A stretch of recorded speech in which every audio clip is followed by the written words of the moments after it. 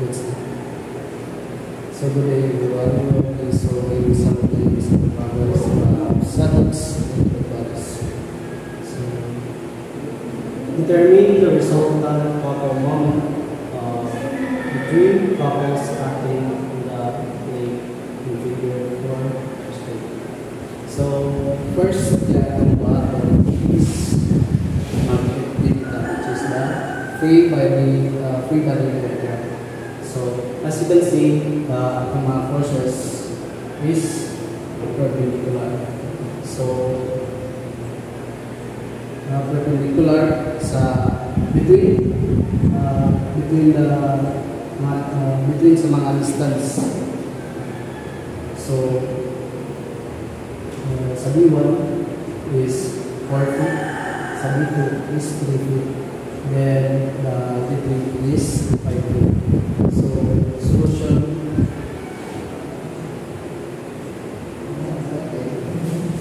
So we will be solving the moment resultant couple moments between couples acting on the plate.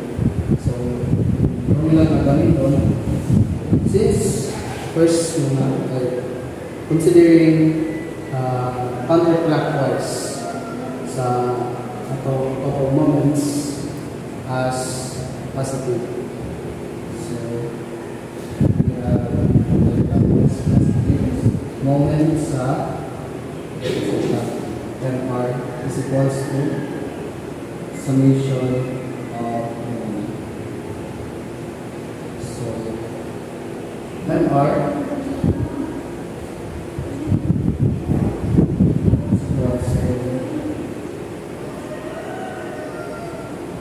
since we will be using the counterclockwise positive man, so kanina itong gamitin na forces. So kanina rin kanina forces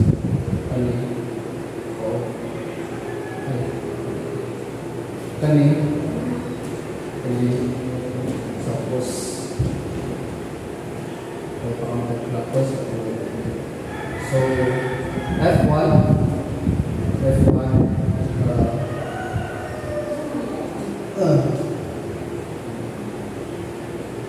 negative kaya counterclockwise ng R. So F1 times multiply by its resistance.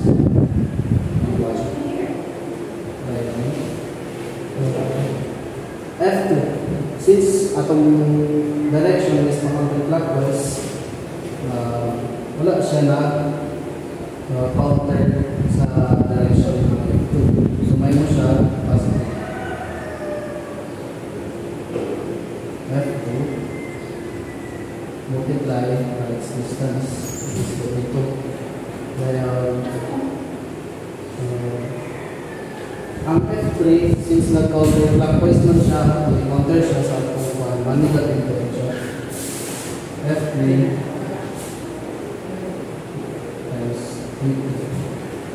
so we simply distribute the value MR equals to 200 times 4.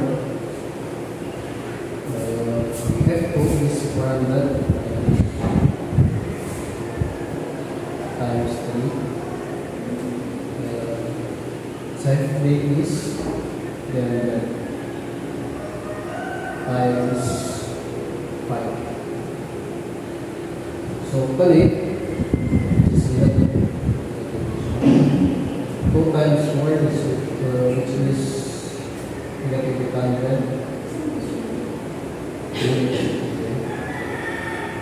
Then 450 times 3 is 1,350.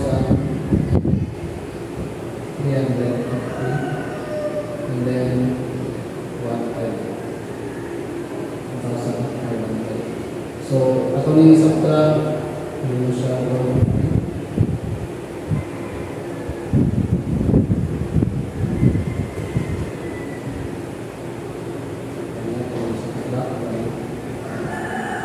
ngayon ang tanggal.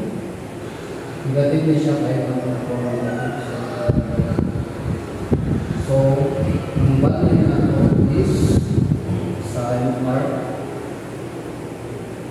is 950.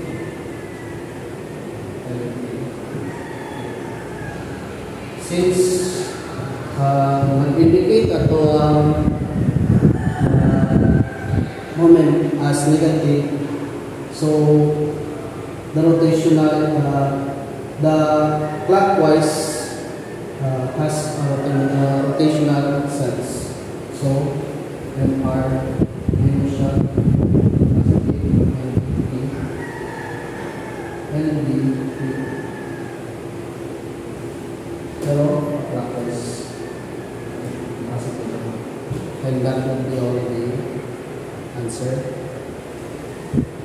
Any question?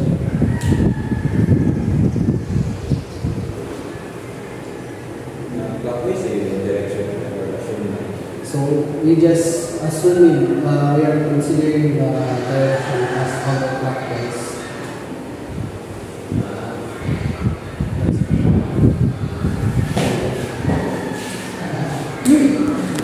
Lawa na